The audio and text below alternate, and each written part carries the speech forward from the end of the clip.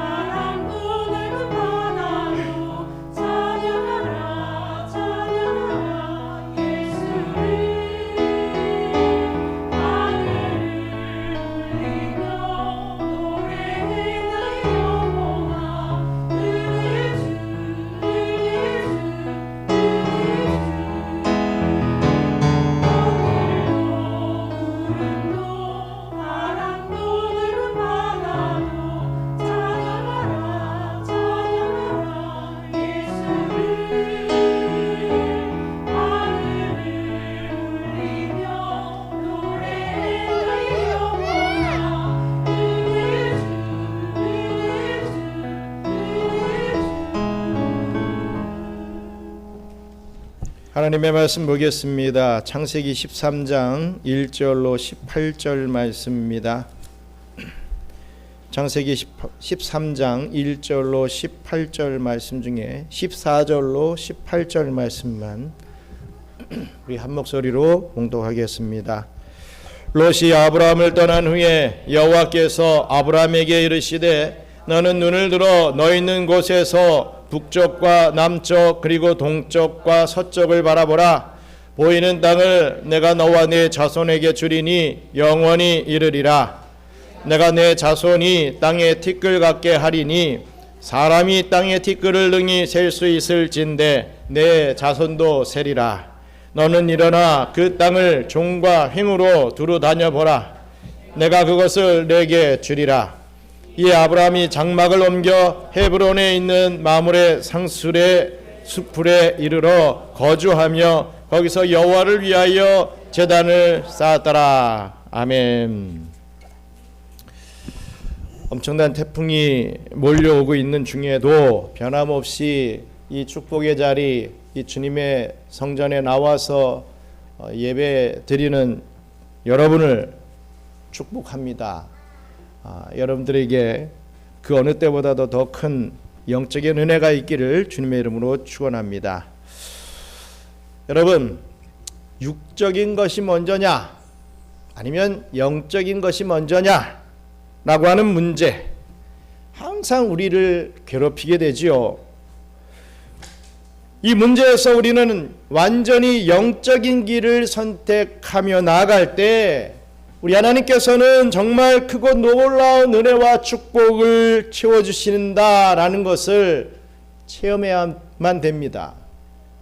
오늘 본문에도 보시면 아브라함과 롯이 앞으로의 인생에 있어서 아주 중요한 선택을 해야 하는 그러한 문제를 잘 보여주고 있습니다. 본문 1절로 4절을 보시면요, 아브라함이 이제 애굽을 떠나서 남방을 거쳐서 가나안으로 다시 돌아오게 되는 장면이 기록되어 있습니다. 그리고는 베델과 아이 사이에서 정착 생활을 다시 시작하게 됩니다. 그런데 바로 그때 아브라함과 그와 함께 했던 이 조카 롯에게 인생에 있어서 아주 중요한 선택의 문제가 닥쳐오게 됩니다. 그 문제에 대하여 롯은 과연 어떤 선택을 했고 아브라함은 어떤 답을 찾았는지 오늘 살펴봐야 됩니다. 그리하므로 저와 여러분들도 이 한 번 주어진 이 인생을 살아가면서 자주 맞이하게 되는 그 선택의 기로에 있어서 과연 어떤 올바른 선택을 내려야 할지를 깨닫게 되시는 그런 은혜의 시간이 되시기를 주님의 이름으로 축원합니다. 먼저 눈앞의 이익에만 집착하는 것은 인생 최악의 선택이 된다라는 사실입니다. 우리 창세기 13장 5절로 9절 말씀 함께 읽겠습니다. 아브라함의 일행 롯도 양과 소와 장막이 있으므로 그 땅이 그들이 동거하기에 넉넉하지 못하였으니 이는 그들의 소유가 많아서 동거할 수 없음이니라. 그러므로 아브라함의 가축의 목자와 롯의 가축의 목자가 서로 다투고 또 가나안 사람과 브리스 사람도 그 땅에 거주하였는지라. 아브라함이 롯에게 이르되 우리는 한 친족이라 나나 너나 내 목자나 내 목자나 서로 다투게 하지 말자. 내 앞에 온 땅이 있지 아니하냐? 나를 떠나가라. 내가 좌하면 나는 우하고 내가 우하면 나는 좌하리라. 아멘. 아브라함은요 애굽에서 참 많은 우여곡절을 겪었습니다. 많은 사건 사고들이 있었지요. 그러면서도 감사하게도 거부가 되어서 돌아왔습니다. 쫄딱 망한 인생이 아니라 많은 물질들을 벌고 돌아왔습니다. 이때 아브라함과 함께 했던 사람이 있었습니다. 바로 조카 롯이었죠. 이 조카 롯 역시도 아브라함을 따라다니는 동안에 거부가 되었던 것을 보게 됩니다. 정말이지 이것은 하나님의 축복을 약속받은 영의 사람을 쫓아다니면 그 쫓아다닌 사람도 함께 복을 받게 된다는 것을 분명하게 증거하는 그런 일이 된다는 것을 깨닫게 됩니다. 그런데 한 가지 문제가 생겼습니다. 우리 창세기 13장 5절로 6절 함께 읽겠습니다. 아브라함의 일행 롯도 양과 소와 장막이 있으므로 그 땅이 그들이 동거하기에 넉넉하지 못하였으니 이는 그들의 소유가 많아서 동거할 수 없었음이니라. 아멘. 여기서 보시면 소유가 많아서 동거할 수 없었다라고 말하고 있습니다. 이 말은 그들이 목축업을 하였기 때문에 함께 제한된 이 공간 안에서 이 목초지나 먹일 물을 찾으려 하니 자연스럽게 갈등과 다툼이 생겨났다는 것입니다. 이러던 중에 그 다툼의 발단은 그들이 부리는 목자들 사이에서 일어났습니다. 통과 제리 같아요. 이런 목자들의 다툼이 일어났을 때 우선 연장자인 아브라함이 그래도 내가 어른이니까 내가 믿음의 사람이니까 내가 그래도 영적인 사람이니까 하면서 먼저 그 목자들 간의 다툼이 크게 번지지 않도록 미리 나서게 됩니다. 그냥 눈치만 보고 있지 않고 바로 나섰습니다. 왜? 어른이니까 영적인 사람이니까 말입니다. 창세기 23장 8절 말씀 함께 읽겠습니다. 아브라함이 롯에게 이르되 우리는 한 친족이라 나나 너나 내 목자나 내 목자나 서로 다투게 하지 말자. 이러면서 나섰습니다. 아브라함은 이렇게 조카인 롯을 불러서 타이르듯 아주 좋게 말했던 것입니다. 그리고 난 뒤에 싸움을 방지하기 위하여 아브라함이 택한 방법이 바로 네가 좌하면 나는 우하겠다. 네가 우하면 나는 또 자할 것이다. 네가 먼저 선택해라. 너에게 우선권을 주겠다. 라고 조카 롯에게 양보했다는 것이죠. 여러분, 이 목축업에 있어서 이 목초지를 양보한다? 이것은 정말 쉽게 말하면 오늘날로 비교하자면 대박난 음식점의 그 가게 자리를 돈도 안 받고 양보하는 것과 마찬가지의 것으로서 결코 쉬운 게 아닙니다. 사실 롯의 아저씨요 연장자인 이 아브라함으로서는 뭐 여러 가지 면으로 따져볼 때 이 자기 편에 당연히 우선적 선택권이 있었습니다. 그럼에도 불구하고 이 조카 롯에게 그 모든 것을 양보했다는 것이죠. 그런데 한번 잘 생각해 보시기 바랍니다. 이 정말 다른 문제라면 몰라도요, 자신의 이 사업 문제에 들어가면 이 아버지와 아들 사이에서도 큰 다툼이 오가는 그 세상 아닙니까? 여기 뭐 사업하시는 분들 다 있으시지만 자기가 일궈온 그 사업을 그냥 아무런 가치 없이 값어치 없이 그냥 누구한테 준다? 이건 뭐 말도 할 수 없는 일이죠. 그런데 자기 조카라고 양보해 줄 사람이 오늘날에 또 얼마나 있겠습니까? 이렇듯 돈이 걸려 있는 문제에 부딪히게 되면요, 정말 뭐 핏줄이고 뭐고 다 뒷전이 되는 것이 세상 대부분의 사람들의 모습입니다. 물질이 먼저죠. 핏줄, 형제, 자매. 요즘 뭐 벌써 그런 어떤 가치가 절하가 된 지 옛날입니다. 돈을 많이 벌고 내가 돈이 있으면 자연히 그런 모든 것은 다 나에게 대우해주고 날 따라올 것이다. 뭐 이런 생각들을 아주 지배적으로 가지고 있지 않습니까?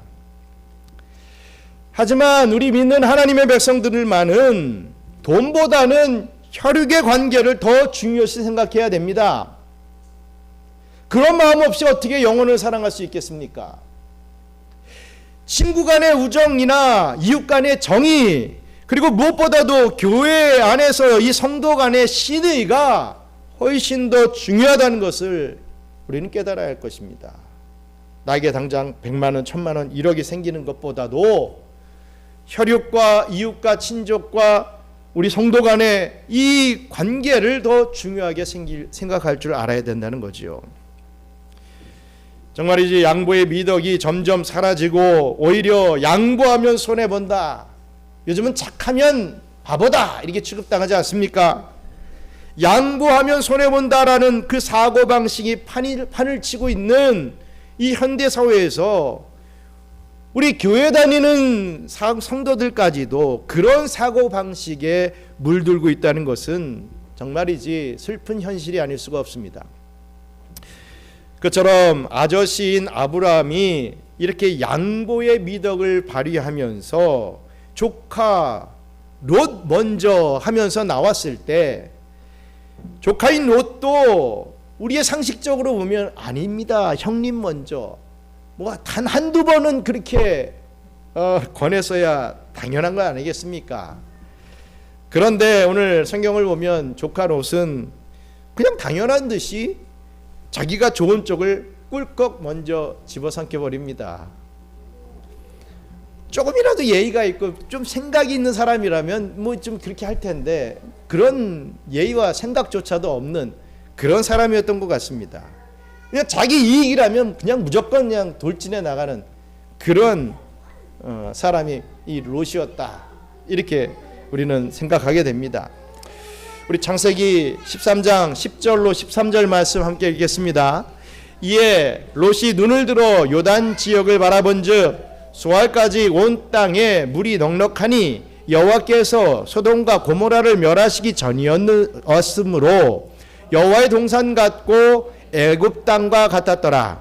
그러므로 롯이 요단 온 지역을 택하고 동으로 옮기니 그들이 서로 떠난지라. 아브라함은 가나안 땅에 거주하였고 롯은 그 지역의 도시들에 머무르며 그 장막을 옮겨 소돔까지 이르렀더라. 소돔 사람은 여호와 앞에 악하며 큰 죄인이었더라. 아멘. 롯은 당장 인간적인 눈을 가지고 어디가 좋을까? 오른쪽이 좋을까? 왼쪽이 좋을까? 살펴봤습니다. 열심히 머리를 굴리면서 계산을 막 두들기며 계산기 두들기면서 막 생각했습니다. 그러다가 요단 들판을 발견하게 됩니다. 바라봤죠? 그 바라본 땅은 롯의 육적인 눈에 당시 풍요의 대명사와도 같았던 애굽 땅처럼 보였던 것입니다. 애굽 땅 하면 호화롭고 풍요롭고 이런 땅의 대명사였는데 그렇게 보였다는 겁니다. 성장 가능성이 있는 땅, 목초지로서의 그 내 사업이 잘 될 수 있는 그런 땅으로 봤다는 거죠. 사람도 많고 인프라도 잘 구성되어 있고 뭐 투자와 뭐 물질들이 막 넘쳐나는 곳, 그렇게 봤던 것입니다. 그리고 여호와의 동산, 즉 말로만 듣던 에덴 동산처럼 아름답고 기름진 것 같이 보여졌던 것입니다. 저기라면 될 것이다. 내 사업이 잘 될 거야. 목축업이 흥황할 거야. 이렇게 생각하게 된 것입니다. 판단합니다. 롯의 눈에 그 요단 들판, 즉 소돔과 고모라 주변의 비옥한 지역이 애굽 땅과 같이 그리고 여호와의 동산처럼 보였다라고 하는 것은 이미 롯의 인생관이 벌써 영적인 것이 아닌 세속화로 물들어 있었음을 단적으로 보여주는 증거가 됩니다. 롯은 항상 그렇게 생각했던 거, 영적인 것 그건 온데간도 없고 육신의 눈만 가지고 사물을 바라보고 판단했다, 결정했다는 것입니다. 즉 롯은 세상 불신자들과 똑같은 세상의 관점과 판단을 가지고서 세상 불신자들이 추구하는 목표를 우리 하나님께서 주시는 축복과 동일시시켰다라는 것입니다. 하지만 롯이 깨닫지 못하고 있었던 것이 있습니다. 아주 중요한 것이었죠. 우리 창세기 13장 10절 말씀 함께 읽겠습니다. 이에 롯이 눈을 들어 요단 지역을 바라본즉 수알까지 온 땅에 물이 넉넉하니 여호와께서 소돔과 고모라를 멸하시기 전이었으므로 여호와의 동산 같고 애굽 땅과 같았더라. 아멘. 소돔과 고모라는 하나님의 심판이 있기 직전까지만 해도 그 주변의 경치가 오히려 여호와의 동산처럼 그저 아름답게만 보였기 때문에 하나님께서 멸하시기 직전인 사실을 이 롯은 깨닫지 못했던 것입니다. 일단 어찌됐든 자신의 판단 기준을 가지고 그 답을 선택하자마자 기도도 안 합니다. 롯은 당장 새로운 터전이 있는 곳으로 이사를 강행했습니다. 본문 12절에 보시면 평지 성읍들에 머무르며 그 장막을 옮겨 소돔에까지 이르렀다라고 했습니다. 즉각 일은 되게 빨리 해요. 이 사람은 막 뭐가 하면 그냥 착착착착 진행하는 그런 성품인 것 같습니다. 그런데 이 말은 처음에는 소돔성 주변의 작은 동네에 살다가 점점 더 도시와 가까운 쪽으로 결국 소돔성 안에까지 이사하게 되었더라라고 하는 그런 말입니다. 오늘날로 말하자면요, 점점 더 돈을 많이 벌게 되니까 더 큰 아파트 있는 곳으로 더 윤택하고 편리한 문화생활을 할 수 있는 그런 강남 같은 대도시 안으로 옮겨가게 되었더라라는 말씀입니다. 하지만 그런 새로운 터전의 선택과 그 이사 과정에서 롯이 조금도 고려하지 않고 까마득하게 잊고 있었던 사실이 있었다는 것이죠. 우리 창세기 13장 13절 같이 읽습니다. 소돔 사람은 여호와 앞에 악하며 큰 죄인이었더라 라고 하는 이 사실입니다. 그렇습니다. 바로 이것입니다. 롯은 바로 그 사실이 자기 자신의 신앙생활이나 자신의 이 자녀의 신앙 교육에 어떤 영향을 끼칠 것인지에 대해서는 눈꼽만큼도 생각하지 않았다라는 말씀입니다. 그저 돈 잘 벌리는 장소와 육적으로 행복하게 살 수 있어 보이는 그런 동네만을 선택하며 이사하고 있었다는 것입니다. 하지만 그러한 롯의 선택은 최악의 선택이었고 결과적으로 이 롯의 인생은요, 그 이후로 큰 타격을 받게 됩니다. 우리가 잘 알고 있다시피 결국 롯은 전 재산을 다 탕진하게 됩니다. 또 그의 아내와 사위들은 불신앙 가운데 멸망당하게 되죠. 거기서 끝나지도 않았습니다. 롯의 딸들은요, 아버지와 근친 상간까지 저지르게 될 정도로 타락해버렸던 것입니다. 그 타락한 도시에 가서 완전히 타락한 생활을 하게 되었다라는 것입니다.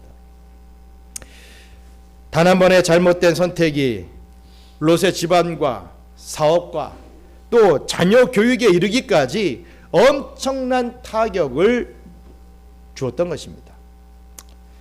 그렇습니다. 오늘날에도 참 많은 사람들이 이 롯과 같이 불신앙적인 축복관을 추종합니다. 또 불신앙적인 성경 비결을 추구하며 잘못된 선택을 하며 살아가고 있는 것을 참 많이 보게 됩니다. 사역하다 보면 목사님, 평소에 찾아오지도 않으셨던 분들이 목사님 하면서 찾아옵니다. 기도해 주세요. 제가 이런 사업을 시작하려고 하는데, 아니 벌써 시작해놓고 시작하려고 하는데 이러면 또 감사하지요.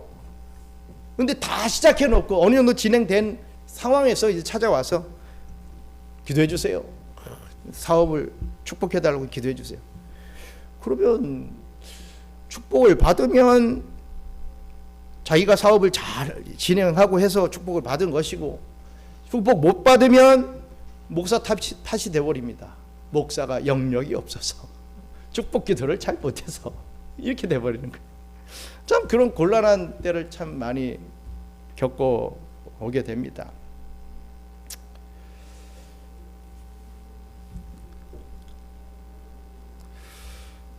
여러분, 어떤 선택에 있어서요, 그 중요한 선택의 과정에서 그 어떤 영적인 고려, 즉 자기 자신과 가족의 신앙생활에 미칠 영향에 대한 이 고려가 참 없는 것을 봅니다. 다 고려해야지요. 그리고 선택을 해야 될 거 아닙니까? 그저 어찌하든지 돈 잘 벌 수 있을 것만 같은 그런 길만 쫓아다닙니다. 그 다음에는 그 번 돈으로 마음껏 향락을 누릴 수 있을 그런 생활만 찾아 헤매고 있게 되는 것이지요. 그래 놓고서는 그런 자신의 인생이 여호와의 동산 같다 이렇게 표현합니다. 즉 파라다이스 같은 것이라고, 그것이 하나님께서 자기를 인도하고 축복해 주시는 길이라고 자기 멋대로 해석하고 이 말만 뻔지르르하게 갖다 붙이고 있는 것이지요. 좀 뭐가 좀 잘 되면 말입니다. 실제로 이 세상에도 이게 바로 천국이 아닌가 싶을 것처럼 보이는 그런 곳이 있을 수도 있고, 그저 돈만 많이 벌어 놓으면 자신만의 에덴 동산을 만들어 행복하게 살 수 있을 것이라는 착각에 빠져 살아갈 수도 있습니다. 하지만 거기에 현혹되어 그 불신앙의 길을 선택하게 되면요, 예수님 재림하시는 종말의 때에 소돔과 고모라가 망하는 날과 같이 함께 망하게 된다는 것을 깨달아야 할 것입니다. 우리는 보통 직장과 사업장을 찾을 때 이렇게 생각하기 쉽지요. 어느 회사에 들어가면 또 어떤 업종을 선택을 하면 돈을 많이 벌 수 있을까? 이러한 것만 생각하는 것을 참 당연하게 여기고 있습니다. 회사 다니면 돈을 벌어야 되니까 어떻게 보면 당연한 것일 수도 있을 것입니다. 또 자녀들 결혼시킬 때는 또 어떻습니까? 참 저도 많이 봤습니다. 일반 평신도도 아니고 장로 가정도 그렇고 권사님 안수 집사님 가정도 그렇고 목사 가정도 마찬가지입니다. 그렇게 평소에는 믿음이 중요하다, 신앙생활을 잘해야 된다, 신앙의 계보를 물려줘야 된다, 이렇게 얘기하면서도 자기 자식의 문제가 딱 결혼 문제가 딱 닥칠 때는요, 입도 뻥긋 못합니다. 자녀가 부신 이 배우자를 데리고 와도 반대도 못해요. 불신자라고 똑같이 인물과 능력과 학력 그것만 따집니다. 그래 놓고는 뭐 신앙생활은 저절로 어떻게든 되겠지 하며 대충 슬그머니 넘어가려 하는 것을 보게 됩니다. 그런데 결코 결혼 문제에서 신앙생활이 저절로 편하게 잘 되는 꼴을 제가 본 적이 없습니다. 뭐 열에 하나 그런 가정이 있을 수도 있지요. 하지만 보통 보면 믿지 않는 배우자가 믿는 배우자의 다리를 잡아요. 끌어내립니다. 교회 못 가게 합니다. 헌금 못 하게 합니다. 신앙생활 하는 것을 싫어합니다. 그러다가 10년, 20년, 30년, 40년 지나가 버리는 거예요. 그러다가 그 배우자가 몸이 좀 아파지면, 힘이 빠지면 그제서야 이제 믿는 모습으로 또 바뀌게 되지요. 보통 안 믿고 가시는 분도 있지만 그제서야 믿는 분도 있습니다. 얼마나 솔직히 또 은혜입니까? 한 영혼을 그래도 붙잡고 구원했다. 참 귀한 은혜이지만, 그래서 하나님, 제가 그래도 이 내 배우자만은 내가 구원했잖아요. 이끌었잖아요. 저 잘했죠. 물론 그런 부분 잘했다고 칭찬받을 수 있을 것입니다. 하지만 조금만 우리가 생각을 달리하면, 오늘도 우리 주일학교 친구들을 얘기를 하면서 광야 40년이 꼭 필요했던 것이냐? 아니라 이거죠. 즉각적으로 하나님 앞에 무릎 꿇었다면 광야 40년은 필요 없습니다. 일부러 광야 40년 갈 필요 없다는 거죠. 무릎 안 꿇고 하나님 앞에 순종 안 하니까 광야 40년을 돌게 되는 거 아니겠습니까? 바로 정말 믿지 않는 자를 믿게 해가지고 결혼하든지 뭐 그런 문제를 잘 정리해가지고서 시작하게 되면, 월세방에서 시작하는 게 아니라 아파트 사고 시작하는 것과 똑같은 그러한 부분이 된다는 거지요. 더 많은 영혼들을, 내 배우자뿐만 아닌 더 많은 영혼들을 구원해낼 수 있는 그러한 일을 할 수 있음에도 불구하고 30-40년 평생을 한 배우자만을 그한테 고통받으면서 끄끄끄끄거리면서 살아간다는 건 좀 계산기 두들겨 봐도 좀 억울한 거 아니겠습니까? 그러니까 뭐 인물, 능력, 학력 물론 무시하라는 얘기는 아닙니다. 하지만 제일 중요한 게 신앙적인 것, 제대로 된 신앙. 자기중심적이고 막 이상한 뭐 이 생각 가지고 있는 신앙 말고 정말 하나님 중심적인, 교회 중심적인, 말씀 중심적인 신앙관을 가진 배우자를 내 자녀에게 만나게, 이 결혼을 하게끔 만들어주면 그 가정은 영적으로 진짜 고급 아파트를 사고 시작한 것과 같다라는 것입니다. 육적인 아파트만 생각하지 마시고 영적인 쪽박을 차고 시작하지 말고 영적으로 진짜 든든한 이 거처를 마련하고 시작하는 그런 모양이 돼야 되지 않겠습니까? 인생에 있어서 제일 중요한 이 자신과 가족이 출석할 교회를 결정하는 문제는 또 어떻습니까? 정말 자기 자신과 가족들의 영혼이 사느냐 죽느냐 결정 짓는 그러한 정말 중요한 선택인데, 과연 어떠한 기준을 가지고 교회를 선택하느냐는 것입니다. 한국에서 생활한다고 가정을 한다면 어떠한 말씀을 선포하는 교회인지는 뭐 중요하지도 않습니다. 그저 집에서 가까운 교회, 혹은 아무 부담 없이 편하게 다닐 수 있는 그런 교회를 먼저 찾아다니죠.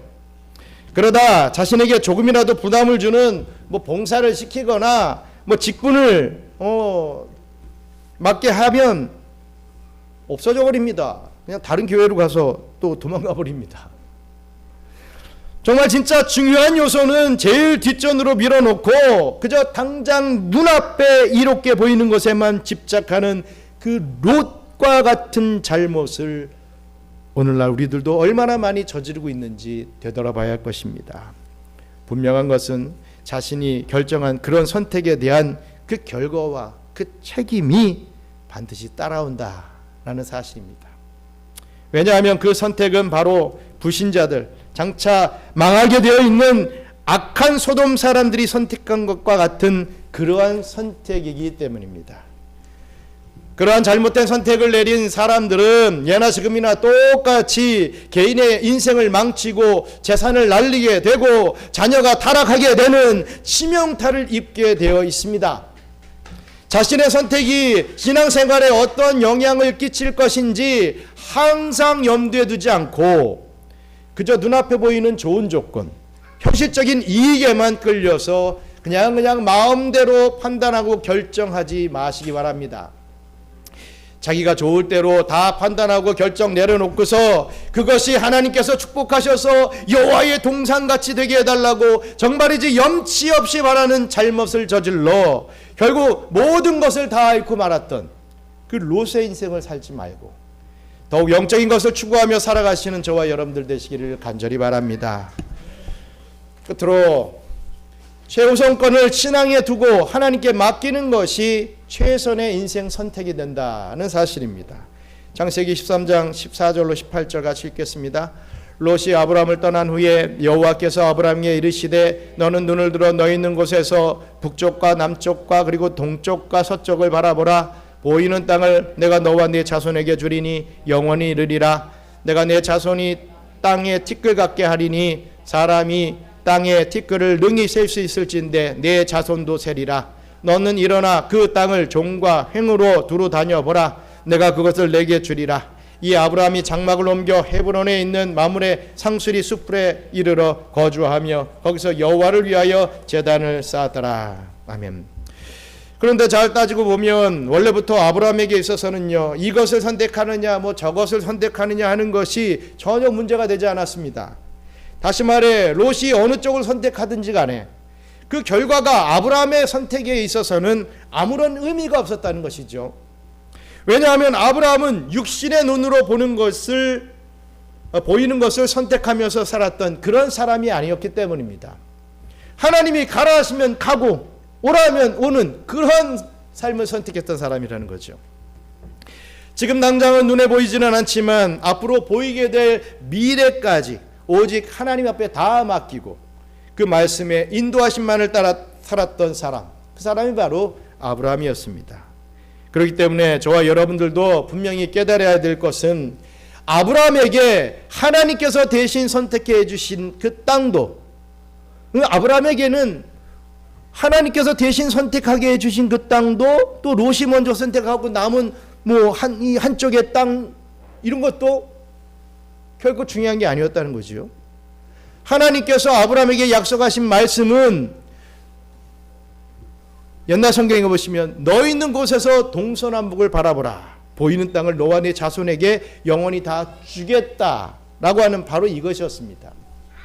둘 중에 하나를 선택 안 했더니 우리 하나님께서 아예 동서남북의 땅을 모두 다 합하여서 이 아브라함에게 주셨다는 것입니다. 그러면서 우리 하나님께서는 아브라함에게 계속해서 하시는 말씀이 이것입니다. 우리 17절 같이 읽겠습니다. 너는 일어나 그 땅을 종과 행으로 두루 다녀보라. 내가 그것을 내게 주리라. 아멘. 이것은 마치 하나님께서 약속해 주신 가나안 땅의 소유권을 이미 받은 사람들처럼, 이미 그 소유권을 쟁취한 사람처럼, 즉 가나안 땅의 주인처럼 살라는 뜻입니다. 그러한 하나님의 약속의 말씀을 분명히 믿고 붙잡은 아브라함은 이제 가나안 땅의 남쪽 중심부에 위치한 헤브론이라는 곳에서 새로운 삶의 터전을 시작하게 되죠. 고지를 차지합니다. 그런데 이런 아브라함이 제일 먼저 시작한 것은 또다시 거기서 여호와를 위하여 제단을 쌓은 것이었습니다. 4절에서도 보면 아브라함이 애굽을 떠나 베델과 아이 사이에 도착했을 때 이전에 거기에 쌓아두었던 단을 이 중심으로 여호와의 이름을 불렀다라고 했습니다.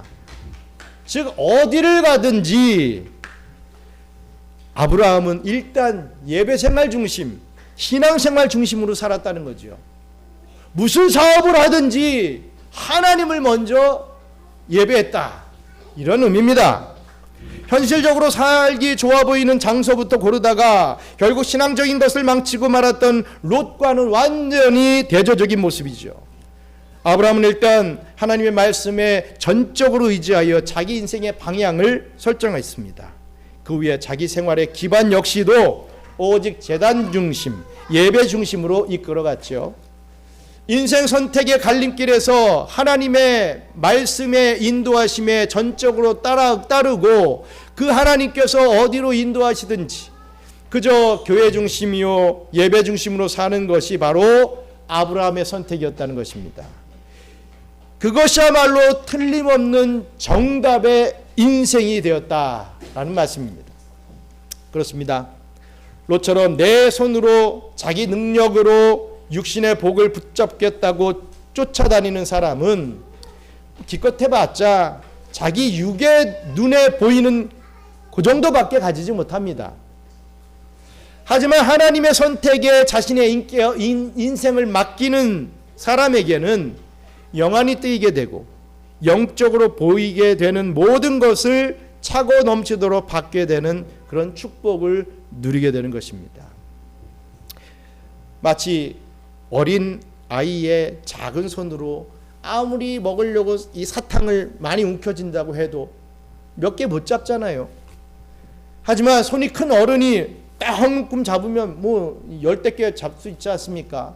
하물며 하나님이 잡아주시는데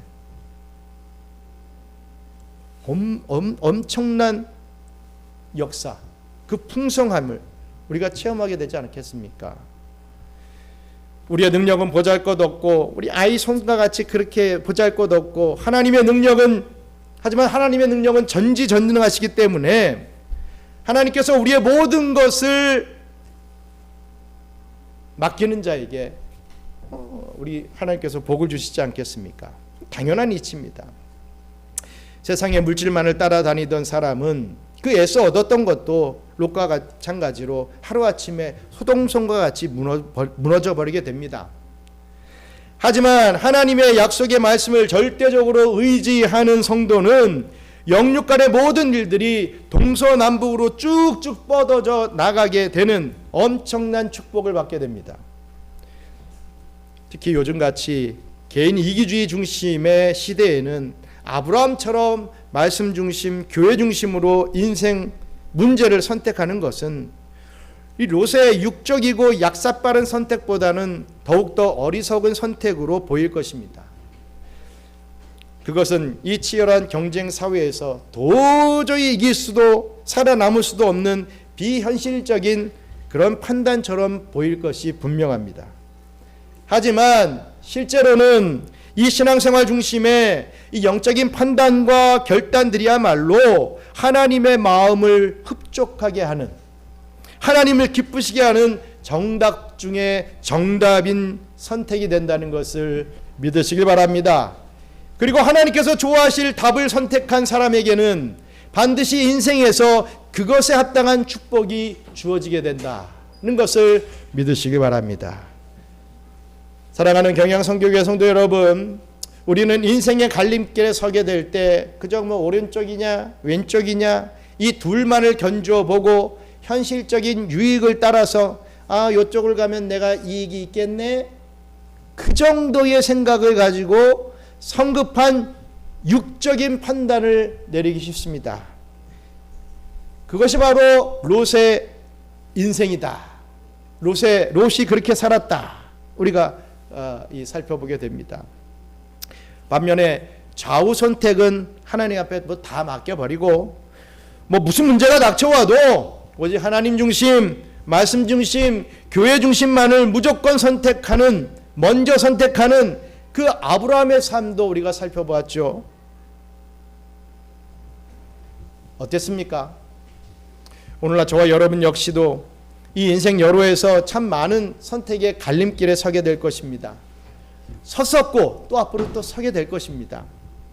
대부분의 경우 그 선택은 잘 알 수도 없고 또 어렵기 마련이죠. 그래서 많은 사람들이 무당 찾아갑니다. 요즘 무당이 득세를 해가지고요, TV도 출연하고 난리가 아닙니다. 장군신을 받으면 최고인 것 같지만 여기고 살아가는 시대가 되어버리지 않았습니까? 내 앞길을 알려달라고 부탁을 하죠. 그만큼 앞길을 알고 싶고 앞길이 막막하기 때문에 그런 이상한 수를 쓰고 있다는 것입니다. 그래서 어떤 사람은 그것이 너무 어렵고 복잡해서 그냥 자신의 인생의 선택을 운에 맡기고 아무 쪽이나 찍어버리기도 합니다. 하지만 우리 하나님의 백성들은요, 그런 경우에 아브라함처럼 인생 문제의 정답을 찾을 줄 알아야 됩니다. 아브라함은 그 정답을 둘 중에 하나에서 찾으려 하지 않았습니다. 그 대신에 문제를 내신 분이 정답을 아실 것이니 제게 가르쳐 주십시오 라고 겸손하고도 기막힌 발상을 하며 기도했던 것이죠. 실로 우리 인생에 그런 어려운 갈림길을 주시고 선택의 순간에 서도록 하신 우리 하나님이야말로 그 문제에 대한 정답을 잘 알고 계신 것이 너무나도 틀림없으니 그것은 정말로 현명한 삶의 자세가 아니겠습니까? 여러분, 우리는 하나님께서 가르쳐 주시는 정답이 우리의 눈앞 현실 세계에서 보이는 오른쪽이냐 왼쪽이냐 그것에 있지 않고 무조건 신앙 중심, 바로 여기에 항상 정답이 있다는 사실을 깨달아야 할 것입니다. 그것을 알지 못하면 자기 딴에는 고르고 또 골라서 신중하게 선택했다고 하는 것이 끝내 망해버리는 소돔성이 되어버리고 마는 것입니다. 내가 과연 어느 회사에 들어가야 밝은 미래가 있을까라고 할 때 그 정답은 이 회사인가 저 회사인가에 있지 않습니다. 어디를 가든지 주일 성수부터 확실히 할 수 있는 것, 바로 여기에 정답이 있는 것입니다. 내가 과연 어떤 사업을 해야 돈을 벌 수 있을까라고 할 때 그 정답은 이 사업이냐 저 사업이냐 그것에 있지 않습니다. 무슨 일을 하든지 일단 하나님의 것 11조를 먼저 바치는 생활부터 하는 것이 여러분 정답입니다. 왜 축복 주겠다고 하는데도 왜 그것을 거부합니까? 내가 우리 자녀들을 어떤 학원에서 어떤 방법으로 공부시켜야 우리 아이의 성적이 좀 좋아질 수 있을까? 라는 문제의 정답도요, 일단 주일 예배 중심으로 하나님을 경외하는 신앙을 바로 잡아주는 것에 있습니다. 맨날 학원 다니게 해보십시오. 지식적인 건 그거 머리는 클지 모르죠. 점점 하나님과 멀어질 것입니다. 내가 어디로 이사 가야 좋을지 라는 문제도 살기 좋고 또 나중에 집값이 잘 오를 곳이어야 되는데 이런 기준으로 선택하는 것이 아니라 어디를 가든지 신앙생활을 잘할 수 있는 곳, 참된 예배, 이 예배를 드릴 수 있는 교회를 먼저 찾고 그 교회를 중심으로 생활터전을 잡고 살아야만이 그 장막터가 동서남북으로 뻗어나가게 되는 축복을 받을 수 있는 것입니다. 우리 경양선교교회 다니시는 출석하시는 모든 분들은 그런 축복을 받은 분들임을 믿습니다. 자부심을 가져야죠.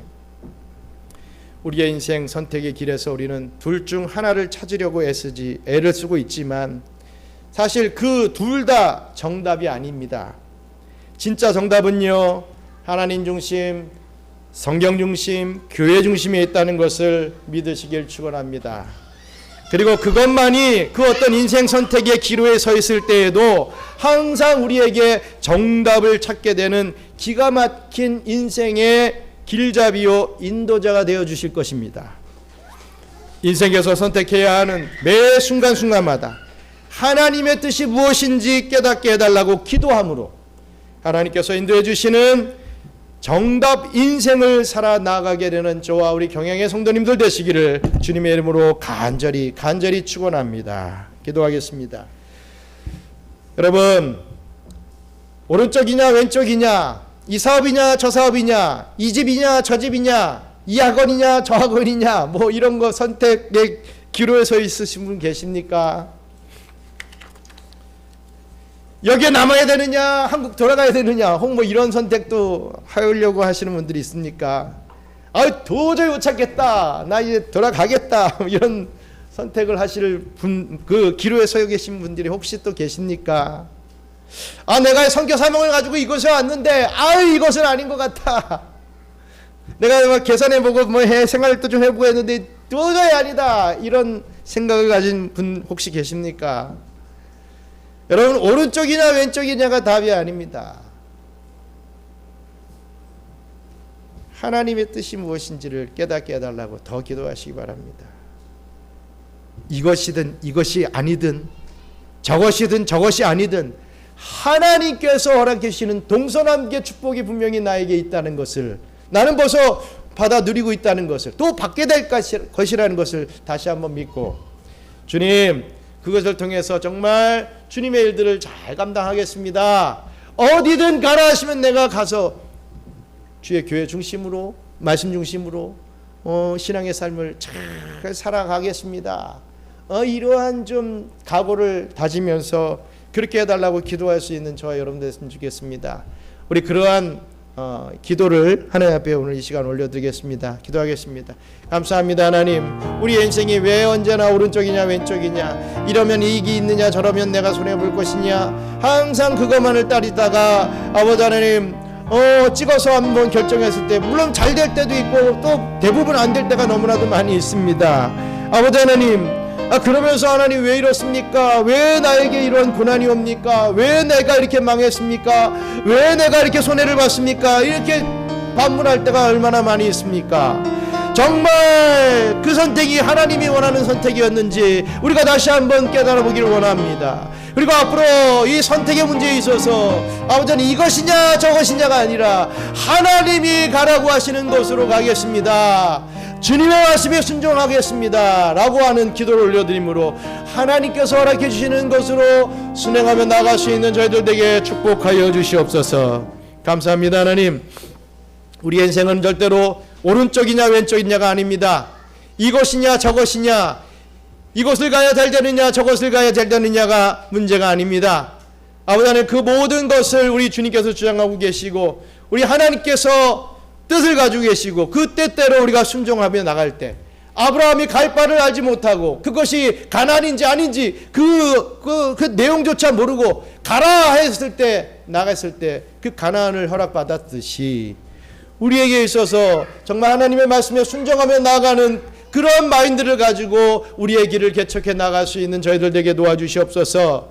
그리함으로 하나님이 주시는 동서남북의 축복을 다 받아 누리며 더 많은 것을 가지고 하나님 앞에 영광 올려드릴 수 있는 저희들의 삶이 될 수 있도록 축복하여 주시옵소서. 이제는 우리 구주 예수 그리스도의 은혜와 그 놀라우신 창조주 하나님의 그 사랑과 보혜사 성령님의 교통감화 위로 충만하심이, 언제나 인생의 정답은 하나님 중심, 말씀 중심, 교회 중심에 있다는 것을 믿고 동서남북의 축복을 온전히 받아 누리기를 소원하는 우리 사랑하는 경양선교교회 모든 성도들 머리머리 위에 이제로부터 영원토록 함께 있을지어다. 아멘.